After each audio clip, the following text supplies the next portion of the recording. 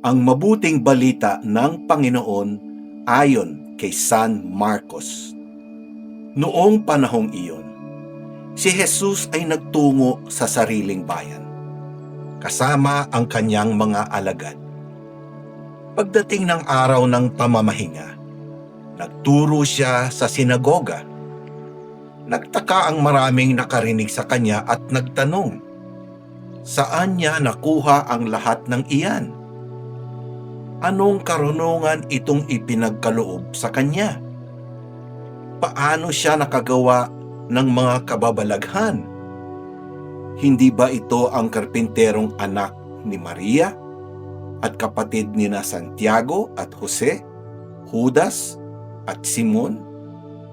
Dito nakatira ang kanyang mga kapatid na babae, hindi ba? At siya'y ayaw nilang kilanlin. Kaya't sinabi ni Jesus sa kanila, ang propeta'y iginagalang ng lahat, liban lamang sa kanyang mga kababayan, mga kamag-anak, at mga kasambahay. Hindi siya nakagawa ng anumang kababalaghan doon, maliban sa pagpapatong ng kanyang kamay sa ilang may sakit upang pagalingin ang mga ito. Nagtaka siya sapagkat hindi sila sumasampalataya. At nilibot ni Jesus ang mga nayon sa paligid upang magturo. Ang mabuting balita ng Panginoon. Pinupuri ka namin, Panginoong Hesukristo. Hindi siya nakagawa ng anumang kababalaghan doon. Kung pagbabatayan ang Ebanghelyo ngayon, maaaring isipin ng iba na hindi naman pala talaga makapangyarihan ng Diyos, sapagkat hindi siya nakagawa masyado ng himala. Para bang kailangan pa ang pananalig para makagawa siya ng himala?